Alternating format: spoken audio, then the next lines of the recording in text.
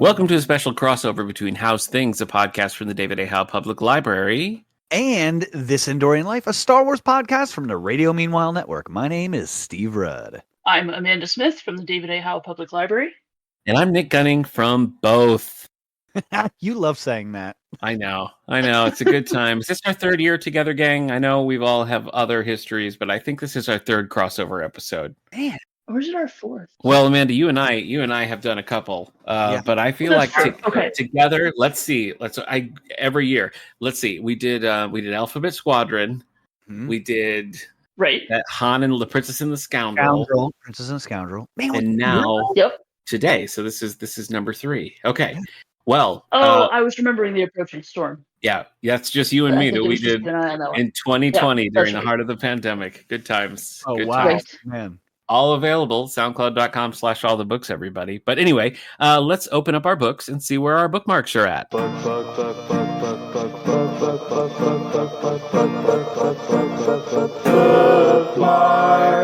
Today, for our Star Wars Day Book Club, we are discussing the novel Darth Plagueis, which came out in hardcover from Del Rey Publishing on January 10th, 2012.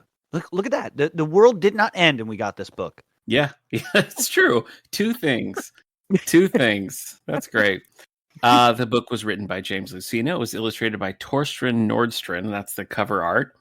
The audiobook was read by Daniel Davis, who played Moriarty in Star Trek The Next Generation, as well as Star Trek Picard. Tell me, guys, have you read other things by James Luceno before? He did at least one of the books in the whole Yuuzhan Vong saga that happened. Okay.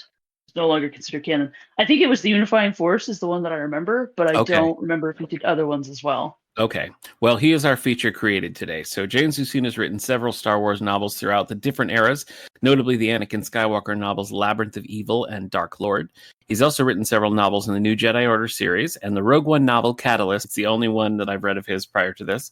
Outside of Star Wars, he's written several Robotech novels as well as a young Indiana Jones novel.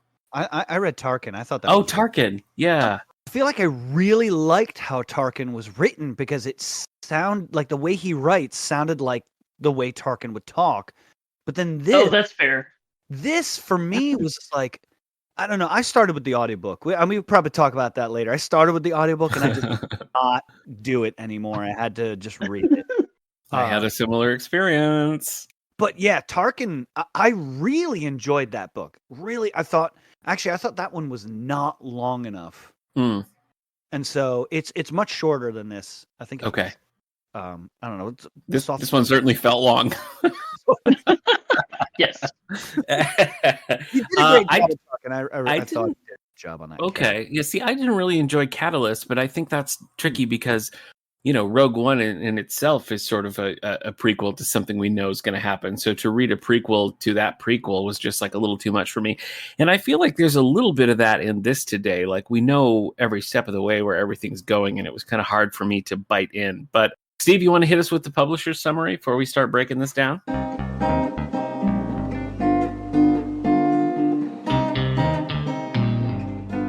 The uber-detailed publisher's summary. Darth Plagueis, one of the most brilliant Sith Lords who ever lived. Possessing power is all he desires. Losing it is the only thing he fears. As an apprentice, he embraces the ruthless ways of the Sith. And when the time is right, he destroys his master, but vows never to suffer the same fate. For like no other disciple of the dark side, Darth Plagueis learns to command the ultimate power over life and death. Did he, though? Because we never really... That's a good question. Darth Sidious, Plagueis' chosen apprentice. Under the guidance of his master, he secretly studies the ways of the Sith while publicly rising to power in the galactic government, first as a senator, then as a chancellor, and eventually as emperor. Darth Plagueis and Sidious, master and acolyte, target the galaxy for domination and the Jedi Order for annihilation. But can they defy the merciless Sith tradition? Or will the desire of one to rule supreme and the dream of the other to live forever sow the seeds of their destruction? We'll find out. Yeah, we will. We will. Now, Darth Plagueis, of course, mentioned. Like we find out very quickly. Yes, we will. He's name checked in Revenge of the Sith. Steve, I wonder if you might join me in a little creative reading of this section here. We'll go back to our community theater roots. So, would you take on the role of Supreme Chancellor Palpatine, and we'll read this section from Revenge of the Sith. Did you ever hear of the tragedy of Darth Plagueis the Wise? No. I thought not. It's not a story the Jedi would tell you. It's a Sith legend. Darth Plagueis was a Dark Lord of the Sith, so powerful and so wise, he could use the Force to influence the midichlorians to create life. He had such a knowledge of the dark side, he could even keep the ones he cared about from dying. He could actually save people from death? The dark side of the Force is a pathway to many abilities some consider to be unnatural. What happened to him?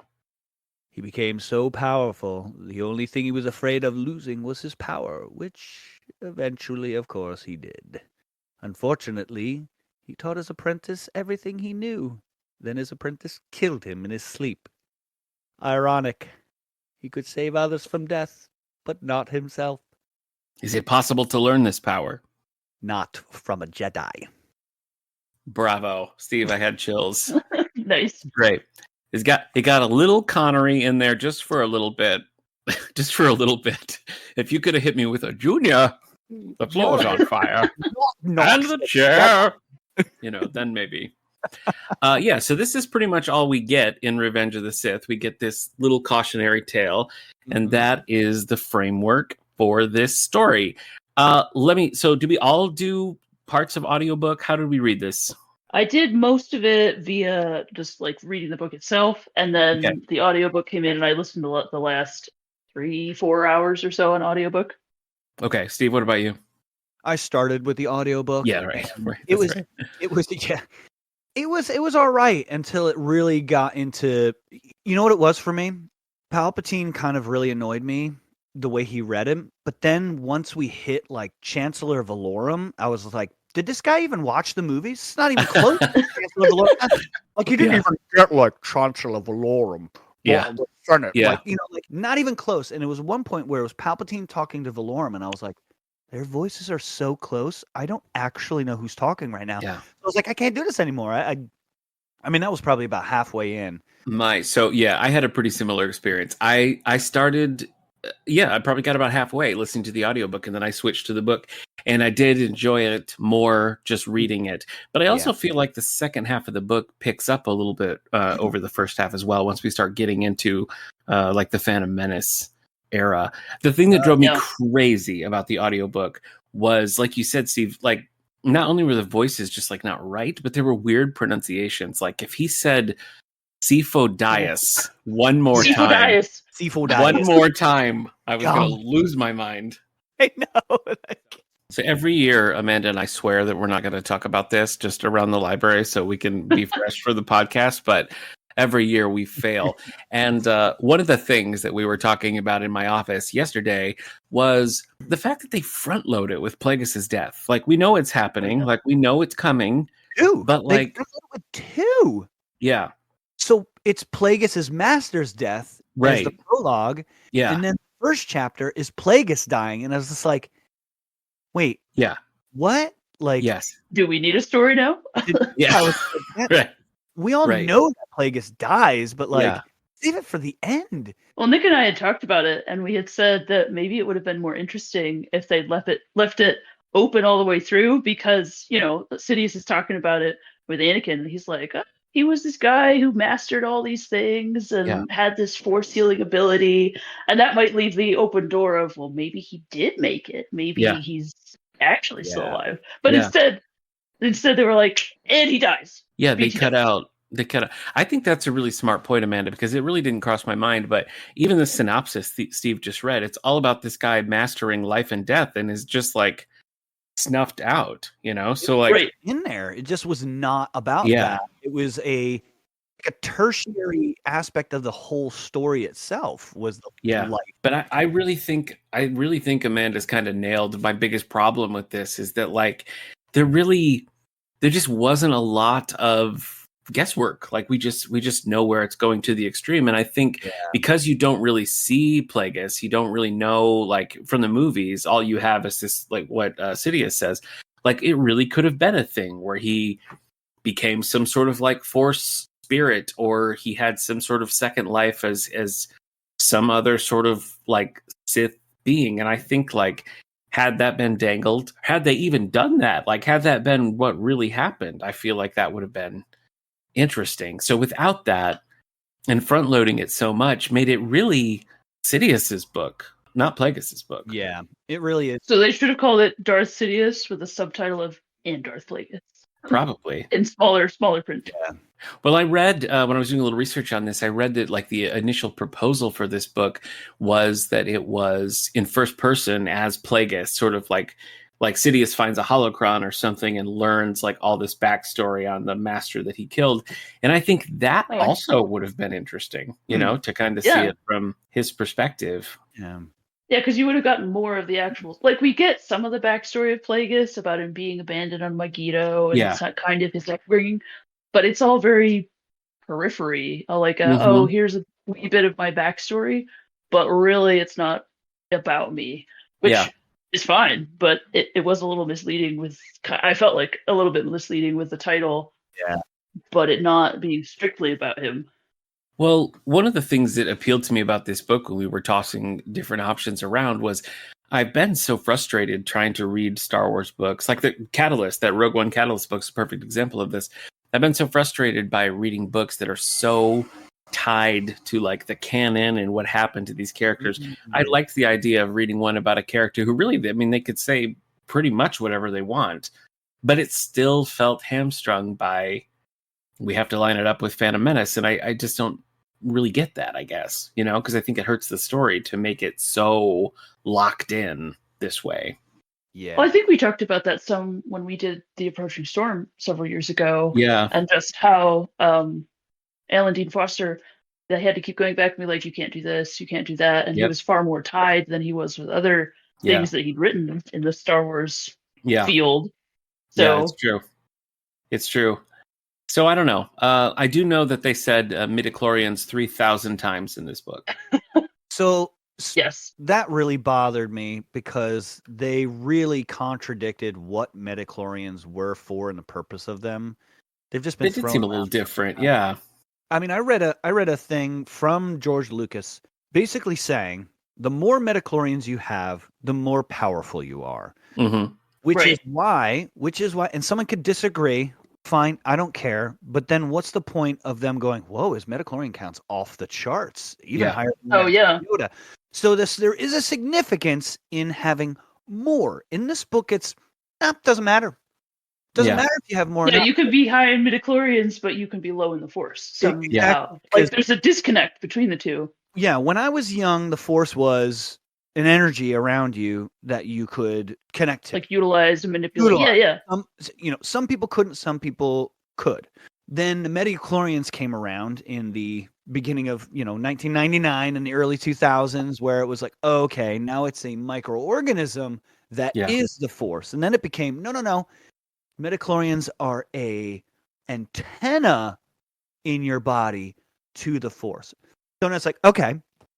Well, if that's true, then the more you have, then we're back at the more you have, the more powerful you are, because the bigger your antenna is, then you're going to, so it's just like, for me, I mean, even in the book several times, they had contradicted themselves. I think, I mean, we've fallen down this rabbit hole before, and I feel like it just comes down to like trying to explain what the Force is really kind of ruins it. You know what I mean? Like, I don't need to know. Yeah. You know what I mean? I don't need to see the Force on like, some slide in a lab. You know what I mean? Like the description was totally fine. An energy that binds the galaxy. Exactly. That's all you need.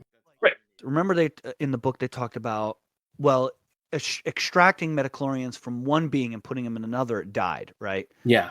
Oh, yeah. Then what's the point? Yeah, they've made it into almost like an entity as opposed to this energy that you can use. Yeah.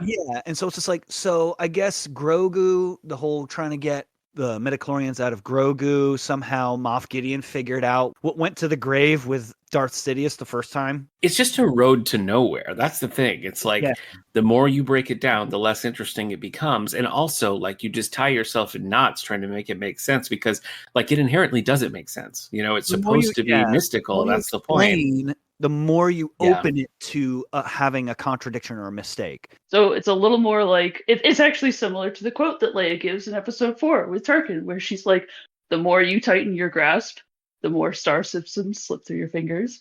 So the more you try and hone in on the Force and everything, the more crazy it becomes to try and parse it out." Bravo. You know, I read the, you know, I love a good novelization, and I read the Rise of Skywalker novelizations. And let me be clear, I do not want to talk about the sequel trilogy right now, but the Rise of Skywalker novelization is kind of clever because it pulls a lot from this book explaining how suddenly Palpatine returned. Or somehow, right? That's what Poe says. Somehow Palpatine returned. He returned. Yeah. He returned. But the novelization is like, you know, he studied this stuff under Plagueis and it took him all this time to master it. And he finally was able to like pull himself back together.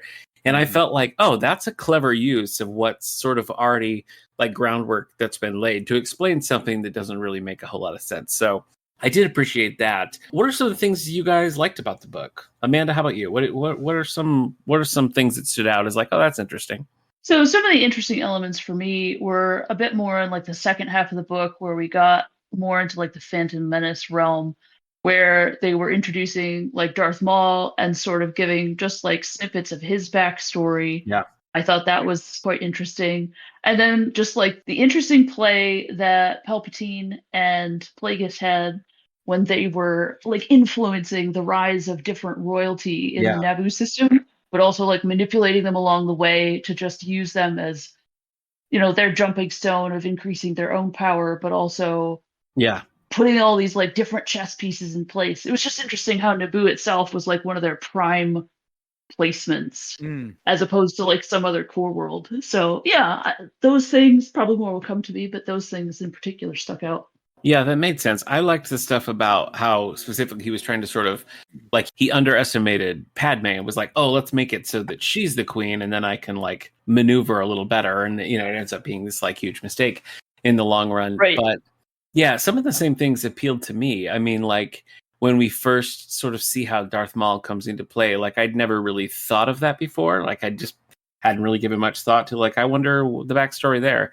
But I liked getting a little bit of that. Honestly, in the very beginning where Plagueis is like sort of boards that ship and takes over, I could have used a lot more of that. I thought that was cool. And it felt like it was over very quickly. But I felt like I could have extended that for quite a while, like having him sort of align with this crew. And then, of course, you know, like maybe he picks them off one by one. But I felt like that was kind of leaving money on the table because that was interesting to me, and it was over and done with quickly into more familiar territory. What about you, Steve? What are some stuff you liked? It would have been cool if that crew kind of came back eventually. Yeah. Like, we'll pledge ourselves to you. Yeah, yeah. You know, I thought that would have been cool. Well, I feel like they sort of did that a little bit with the droid, you know, that follows him along the way, and which I thought I liked that too. You know, I could have used more, but there was a really cool moment. Plagueis reached out to all beings in the galaxy and somehow failed to bring life. But the result was that the Force went silent momentarily and animals in the laboratory succumbed to horrifying diseases. I remember thinking, what is the significance of that? Yeah. He reached out. I mean, there was another point where he said that he had reached out to the Force and made a connection. Wouldn't the Jedi have felt that? Right? If he reaches out. And that was like an interesting thing where like they could kind of like turn off their Force abilities so that the Jedi couldn't detect them. Was very interesting. Yeah, the masking element. The masking element was very strange to me. That like, you know, I guess if you're like 60 years old and you've used the Force so much, like that would be really hard to just kind of turn off. Yeah. But I thought that was really interesting where he reached out to all beings in the galaxy. And the Force suddenly went silent, and all the animals died of weird diseases, like immediately.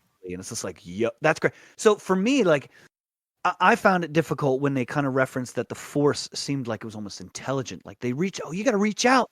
Force wills it to you. And I was just like, all right, now the Force is an intelligent energy being made of midichlorians and antennas. Like, they've just now made it so big that it just, now it's for everyone. And no one can argue and everyone has to agree, but really everyone's disagreeing. So it's just like, he screwed up. Like, he tried to do right. And the Force like turned off and everything around him died of terrible disease. I mean, that happened in the courtship of Princess Leia, right? When Luke, basically like revives himself from the dead. When he does, everything around him because that was kind of like the grass and the trees and the animals right gave their he asked for it basically, but they gave them their life force to him, which brought him back to life. But like, to me, like, whoa, we're getting into like, this is like the mystical side of the Force, which is what Ahsoka is kind of getting into, of like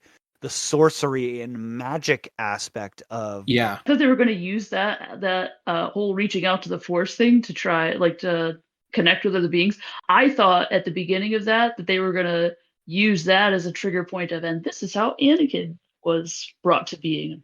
But they went in a completely different direction. But I was like, oh, really? Are we going to go that way? Yeah. No, I had that same thought too, because it seemed a little bit like they were toying with that, and the timeline like would have worked out and everything. And so I don't know if that's like part of the whole, like, they don't want to step on toes of canon or anything like that. But yeah, that's a missed opportunity. And I feel like with any prequel era stuff, I feel the same way, and that's, I want more Count Dooku. Yeah. That would have been better. Fair. Yeah. I feel like it was cool that Qui-Gon Jinn was in there. Yeah. But Sifo-Dyas and Dooku were not done enough. No. Right? Like, we really never got like how did he place that order? And it was kind of like, oh, well, we might need it or not, but we can place the order in his name. And I was just like, really? That's how they do it? I know. That's how they did it? Right. Just place the order in his name? Come on. Oh, man. We could have it as a scapegoat. It's fine. I found what I wanted to say. It was Force sorcery is the answer to long life. So that they were not referencing it or alluding to it. They were saying it, that this is like the sorcery aspect of it. But the author suggests that the reason is because Plagueis and Sidious managed to tip the Force balance towards the dark side. Oh. And for me, I was like, right. Yeah, I got that. Jedi know that? And like, I know they kind of like, I guess Yoda alluded to like, oh, I see dark things in the future. But it's just like, I feel like if it is an energy that binds everyone and they are connected to it and they meditate with it, that they would feel that shift tipping the other way. Well, especially since they have this ongoing, at least, I don't know like what phase it was in, but they were at least talking about the prophecy at the time of, oh, there's going to be someone that comes that restores balance to the Force, which either they know at the time that it's out of balance, or they know that it's coming and it's going to be out of balance, whether they recognize that it's out of balance at the time or not. So you would think that they, like, this prophecy is super old, so it predates when they did this. So like that, to me, I was just like, well, that's a mistake, because like, it basically just said that the Force tipped to the dark side, but after a prophecy said that it's gonna go that way.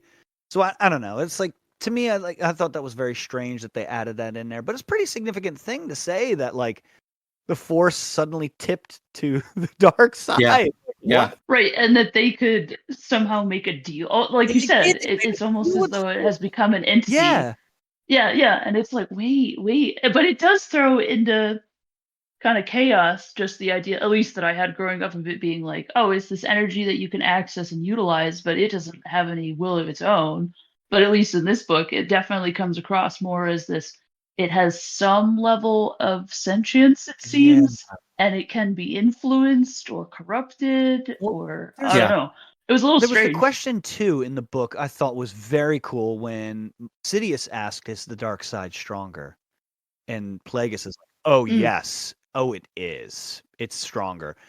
And I was thinking, well, that's interesting. I even wrote that down. I was like, it's funny how the Jedi think the light side's stronger and the Sith think the dark side is stronger. And it got me thinking about, like, the light side of the Force at least what the Jedi are not really the light side of the Force. They're like a denomination of the light side of the Force, where the Sith, and I feel like they didn't do it enough in this book, where the Sith really should. I mean, are the Sith just pure evil, right? Because in D&D, isn't there like there's lawful good, neutral good, and chaotic good, or something? Or no, lawful, neutral, and chaotic, right? Where it's just like somebody's got to fit in there, where it's like, well, yeah, the Sith only do evil things. And it's just like, I mean, they kind of did, but like, wouldn't the dark side be stronger? Because to a Jedi, the dark side is everything that's just not the Jedi. But the Jedi are like 20% of the Force because they're strict and lawful, and this is what they do. But then there's just everyone else. So you'd be able to access powers. You'd have like 80% of the power, or more than 50%. Let's just say more than 50%. Right, because the Jedi have laws that. Did you ever play KOTOR 2 before? I have. Okay, so like in the Kreia is like neutral she's almost neutral, all the way through. Like you can't shift her the entire time. Eventually she shows her two colors and she's like super evil. But it's interesting because you were talking about like what gradation there is. It is a gradation, and it like bothers me that it's like, oh, there's only the light side and dark side, and it's like if you think that, the light side people just think the dark side is everyone that's not them, and the dark side thinks that the dark side is just everyone that's not the Jedi, and there's a lot more people and powers that are just not the Jedis, right? And so it's like this weird thing of like, well, how could the Jedi be stronger if they're only utilizing this little bit of the Force? So that's like we could do a whole podcast episode on that, but I'm into it. I'm into it. For me, like, I mean, this book brought up a lot of stuff, and it failed at a lot of it. Where I was just like, "Oh no, why did you do that?" You know, I had a similar feeling, and I think this conversation sort of illustrates that point. I think the book brings up a lot of really interesting ideas, and like brings up conversations about like what the different aspects of the Star Wars world sort of mean. You know, it makes a lot of these points, and I think even just plot wise, if you broke it down into a bulleted list of like this happens, this happens, this happens, it's all interesting, but somehow like the finished product doesn't support it. You know what I'm saying? Yeah. I thought there was a lot of introduction of Force sensitive people at the very beginning of the book, and I was like, "Well, geez, what the heck? Like everyone's Force sensitive. What's going on here?" And then the rule of two. Does that even really mean anything to anyone? Hello, writer. I don't know. Rule of two. Like, there's the rule of two. Well, because they're like, oh, well, we could bring Darth Maul in, but we won't count him as a Sith because then that would be breaking. Well, it's the same with Dooku. But it's okay because Dooku, right? I mean, he's kind of hanging in his own. Yeah, I don't know. It ended up being. Well, they were like, we can let him fall the dark side. That's fine. But after that, nothing further. He can't. Yeah. And Palpatine got him as a baby, and he was just like, "Oh yeah, I'll take him. Yeah, I have no idea what I'm gonna do." And I thought, it really doesn't seem like a guy who's like maneuvering the ways of the galaxy to his will. Just picks up a freaking baby on the side of the road, like what? You know, and then the whole Sith thing of like the rule of two, and like, I'm not gonna share my knowledge with my Padawan. It's just like, really, that seems really dumb. Like, do that, like a society that doesn't pass knowledge on to like their children and then like people that they're teaching doesn't last very long. Right. This whole thing of like, oh yeah, well, it's evil if I hide information. Get out of here, dude. You're gonna last like 2 generations. You're gonna be gone. No one's gonna care, you know. So I don't know. There was just so many things, like little things like that are like, maybe they're little, but they're so established. Let's do some rating, guys. How many yub nubs out of 5 do we want to give this? Steve, what about you? I think like a 3.75. Okay. Because I just can't give it a 4. I don't know. There's just so many things. When you write a book, there's so much more opportunity to not make a mistake. And it's not like for me. Burn. So many. Jabba speaks basic. Come on, don't do that to us. Don't do that. That's a little thing. That was hard. I was like, what? Come on. Oh, Jabba just speaks basic now. So And it's before Return of the Jedi, so we know he knew basic, but he just all right. But like just things like that where I'm just like, ugh, really? Okay. It would have been easy to just not do that. But yeah. What about you, Nick? How many you have? I think I'm pretty squarely at a 3, I think, because I didn't hate it. I was never like, this is such a terrible book. And I will say that out of the ones that we've read, and Amanda, I'm including the ones we did prior to this Endorian Life, I think this is probably the best one, my favorite of the ones that we've read together. And that bar is incredibly low if you've listened to all the episodes, because we've been on whatever the opposite of a hot streak is. So I did enjoy it, but I think, with caveats, so that's why I'm at a 3. What about you, Amanda? Yeah, I am holding around a 3, honestly. Like I really appreciated some of the content that was there. I just wish that it could have been explored perhaps in a different manner. So I think if there had been the interesting elements of it, it might have been a bit lower on my list. But yeah, I think there was a lot of opportunity and possibility for it. Okay. Well, we always pick our Ichiwawa moment, which is our favorite moment, our Okavark moment, which is our least favorite moment. So, Amanda, do you have one locked and loaded? Give me your Ichiwawa moment. What was your favorite thing that happened? I don't know if it was like a specific scene per se, but I think I really appreciated just some of the interactions with some of the characters. Okay. So, like the interactions that Palpatine had with Padme, and just kind of her pushback in some ways, and just that kind of indication of, oh, maybe she's not quite as much of a puppet queen as I thought she might be. All right. So I appreciated that, and I appreciated the reference, like towards the end, where Anakin and Palpatine have that interaction where he's like, I get to play the father figure, and I get to slowly integrate myself into your life and be your total downturn from the Jedi. So much as I was like, please don't go down into the dark basement with no light. But at the same time, I was like, well, of course you're going to. So I appreciated that they followed that line. All right, Steve, what about you?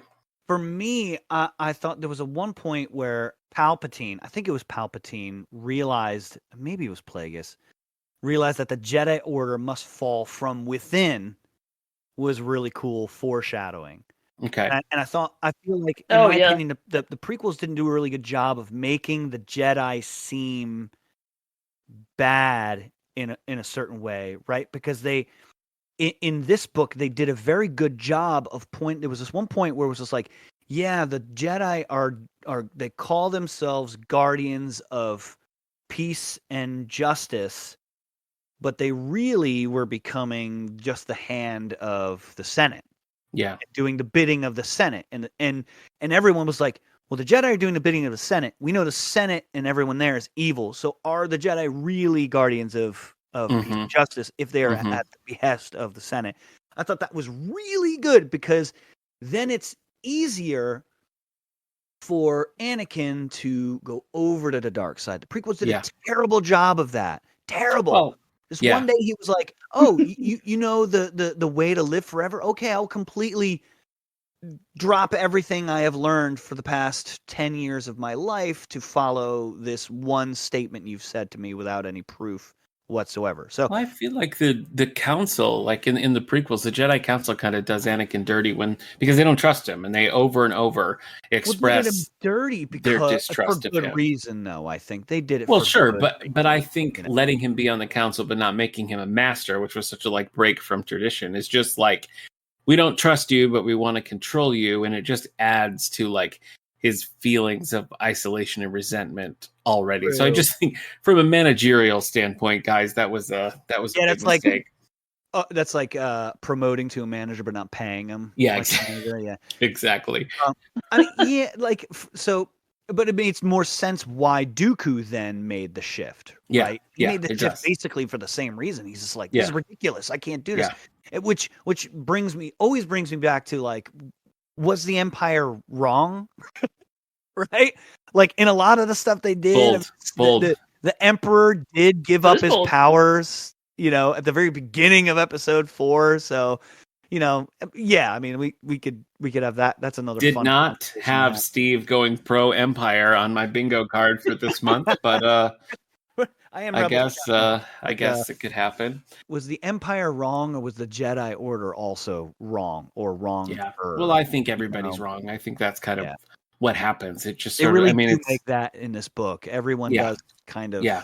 Yeah. There Well, we go. it's just kind of like the fall of Rome again. Society just reaches a certain point and it's like, They have blind can't power. function anymore. Yeah. Yeah, the Yeah, Jedi are so exactly. powerful and they're in charge so much that, like, even when Sidious was riding with that Jedi and that Jedi was talking to him, and I was like, the way the writer wrote that Jedi part was just like, man, this guy is like so arrogant. Yeah. The Jedi. I was like, this is exactly the perspective Sidious or Plagueis would have talking to a Jedi, that they're just like, oh, Yeah.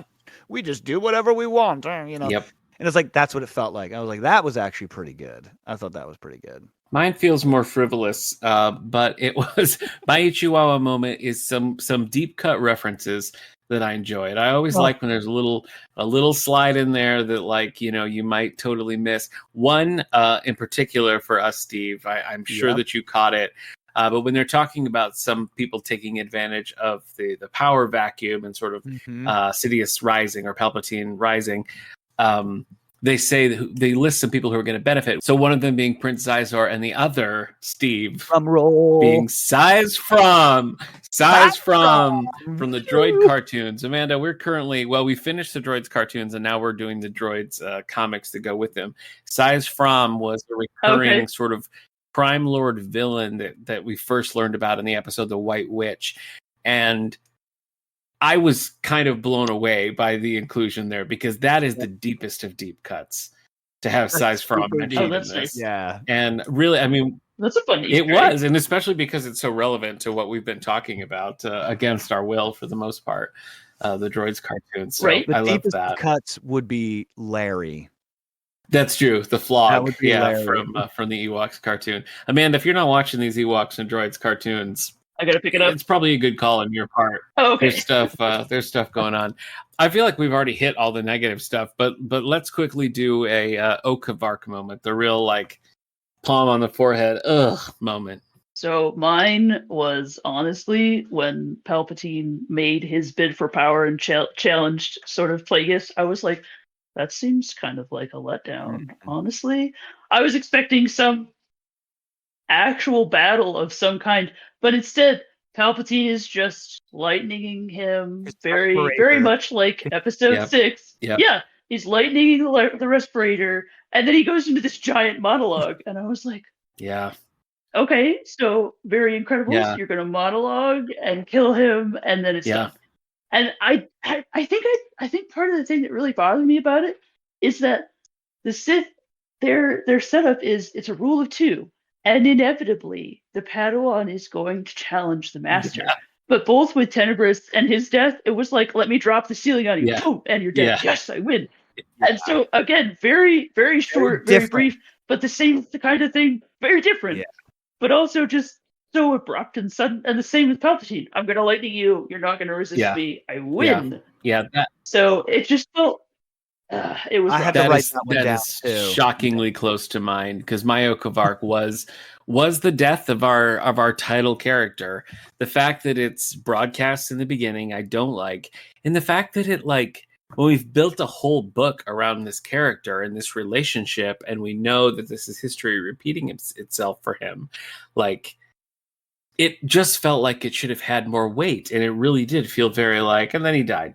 I'm like, well, then why the heck did I read this whole book? Yeah. Like, well, especially with the way that he managed that whole Gran attack that occurred, and like half his face is off and he's clearly dying, but he's using the Force to such massive result, and then he's like, and I'm gonna it's just it was when one of the, like, tentpole features about Plagueis is that he learned the power to control life and death, and then just, like, bites it instantly. Just feels like, well, then what's the point? Yeah. So that I felt like was really frustrating, and that's why, to Amanda's earlier point, I wish there would have been some hint that Plagueis survived or lives on or is in some other capacity afterwards, because I think that would have at least put a little bit of weight into it, and maybe they could have done something where like he continues to influence Sidious, or he sort of leads to Sidious' downfall. I don't know. I just felt like there was stuff to do there, and they didn't do it. Steve, what about you? You got a Nook of Arc for us? Of course I do. Okay. I mean, I really had two main ones. One, the main one was that I feel like they didn't hit enough on the main aspects that people wanted to know about, right? I mean, first of all, Palpatine says Plagueis died in his sleep. He didn't. He was sleeping. Yeah. And then when he first hit him, then he woke up. So he's awake the whole time. So he was not asleep. Right. Which would have been a very easy thing to write, that he just literally kills him in his sleep or something. Yeah. Anyway, but I did write down that it annoyed me that those two deaths were completely different. I thought the death of Tenebris was perfect because it seemed like an accident, and then he was like, "Wait, did you do this?" Yeah. He's like, yes. Yeah. He's like, that's true. Yeah. Damn good job, and then dies. Like, to me, that was like great. And then Sidious, that is good. Yeah. Like, oh my gosh, like what the heck? Like, who cares? And to present those two back to back in the beginning of the book, it's like one's cool, one's stupid. The stupid one is about your main character. You know, I don't know. You just for me, it was like all the things that, like, you know, Sifo-Dyas. I really wanted to know like how that all went down, and it kind of was like a tertiary thing to the story. Yet that's one of the things that people want to know. I thought that the figuring out long life was also like cast aside, and like that's really what people care about. Darth Plagueis is only known as the guy who figured out long life and died in his sleep. Yes, do the two things they didn't do them, and so it's like for me that was like a huge thing that just like I thought all the bringing everything together to form the problems that occur in episode 1 was perfect. Okay. But and then the other thing that I really didn't like was that it seemed like the two of them were too in with everything, right? Like if they're really cunning and this powerful, they wouldn't have to go to a meeting where everyone gets murdered except for him. Yeah. Like to the point where like people are going to be like, all right, everyone died except for you. Everyone died except for you. Yeah. Everyone died except, you know, like, no one's going to draw these parallels. No one's like, you know, I mean, they said it all the time, like, oh, like, yeah, wait a minute, friends too much. You're, you know, Plagueis, you're very. Oh no, what's his? I couldn't remember his name. That actually, Damask. Yeah. That at the beginning of the book, I was like, wait a minute, what? And then it took me like a chapter to be like, oh, Damask is his name, Plagueis. Okay, so I felt really stupid on that one, but like, yeah, like they're too involved personally to the point where I'm like, this is so obvious. It's so obvious. Can we just admit that like there's something about Damask and Damask Holdings and Palpatine and like going on? Like people would be like, nah. You can't really be doing this, you know? So I don't know. It like that really bothered me that it was just like, it's more cunning if they're able to manipulate other people to do the things that they want to do instead of themselves doing it. Yeah. So, yeah, I get that. This is why we have minions. This is why we have minions. Yeah. Yes, true.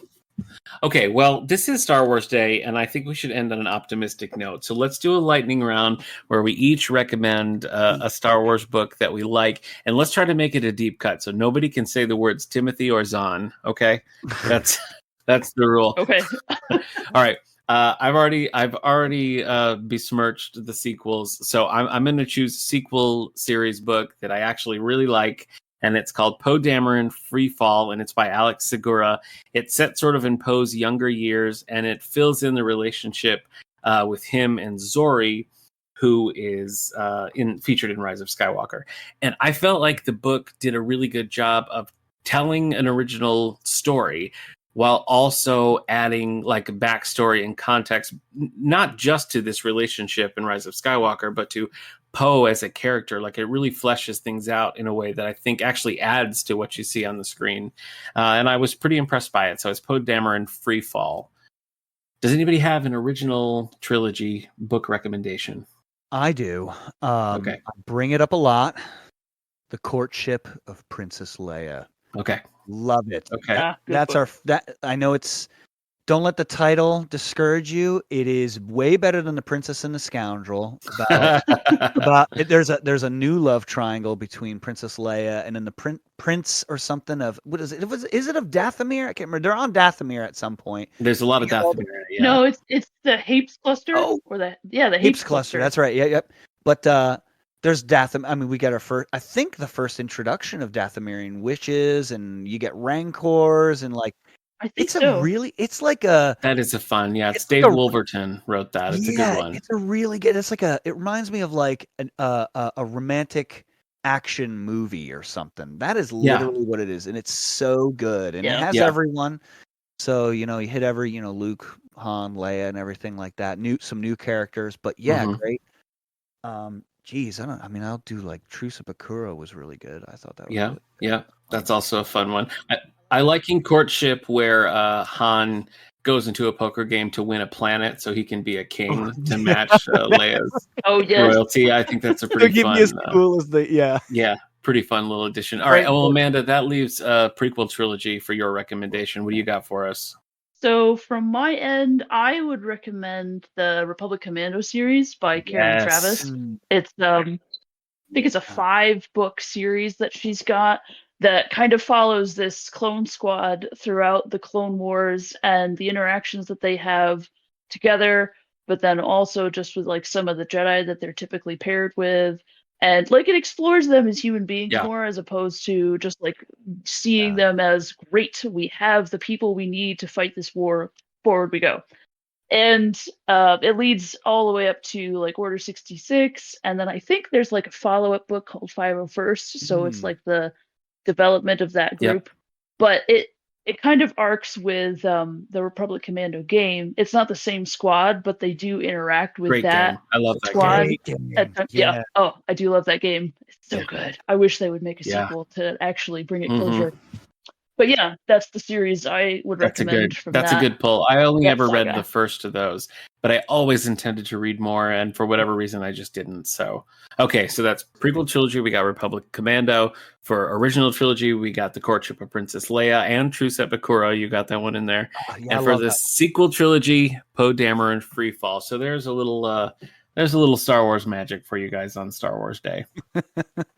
Okay, well, Amanda, always great to have you with us. This is a fun annual tradition that we've instilled here, both on how things end this Endorian life. Yeah, I've enjoyed it every year. Okay, well then you have to come back next year, obviously. Come back, yeah. All right, Steve, you have to come back next time so that you and I can talk about Droids Issue 2, The Ultimate Weapon. Happy Star Wars Day. Happy Star Wars Day, everyone. Happy Star Wars Day. Howe's Things is brought to you by the David A. Howe Public Library. You can find all episodes at the soundcloud.com/all the books. This Endorian Life was brought to you by the Radio Meanwhile Network. Other shows on the network include 90s Music Got Me Like, previously on X-Men, and 9021 Here We Go. Share your thoughts on this and upcoming episodes by following us on Facebook or X at Endorian Life. And please rate, subscribe, and share the show wherever you get your podcasts.